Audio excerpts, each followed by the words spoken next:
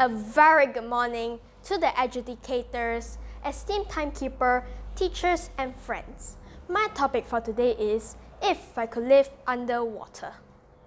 If I could live underwater, I would have the best life anyone could have. Just like Ariel in the movie The Little Mermaid. I can have everything you can imagine of. From treasures from sunken ships and artifacts from the prehistoric era. Undiscovered places no human can ever imagine that exist, and much more. An average of 70% of the beauty God created can be found in the vast part of the ocean. From swimming creatures of different species, the dark and dangerous ocean floors, to the mysterious animals and amazing breathtaking coral reefs, from the smallest to the biggest cliffs in the undersea. Now, let's explore the underwater world with me. Different color and life that cover the underwater world fascinated the mind of everyone. For the creation of this magnificent world is something that takes time and great artists. Living underwater is living in the most basic way.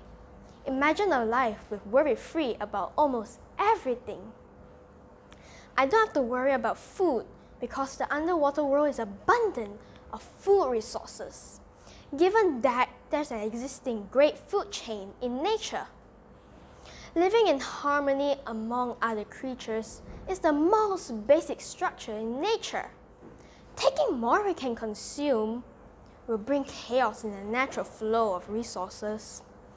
Another thing I don't have to worry about living underwater is the hassle of traffic, rush hour, and commuting.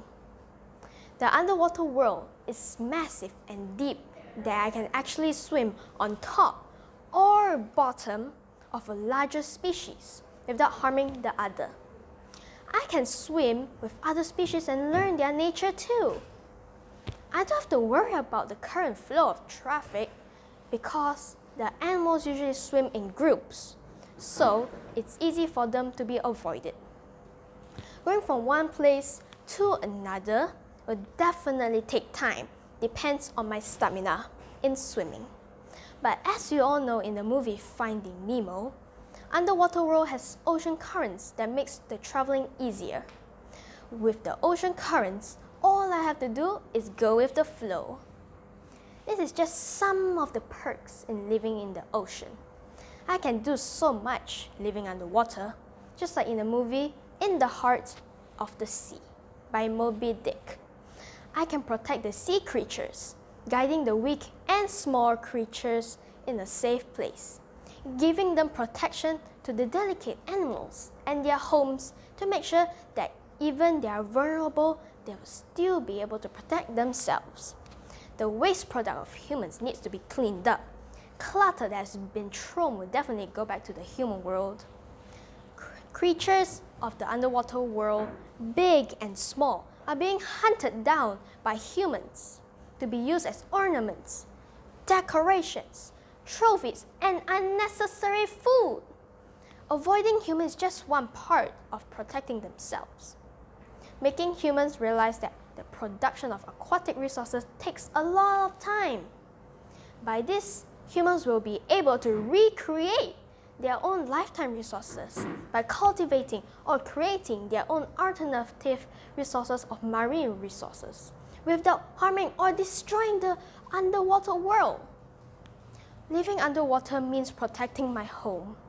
Living underwater is like living in the human world in a different perspective, in a simpler and basic mode of living, but with a kind of life they will not excuse me from responsibility and obligation as a living creature.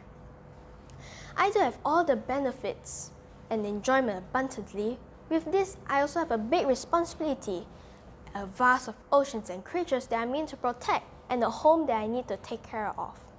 Let's make a small move with consistency and dedication to make a big difference in the future. We can start at home by teaching our young kids through EduPlay, as that's the best way to create awareness in a fun way. With that, I thank you.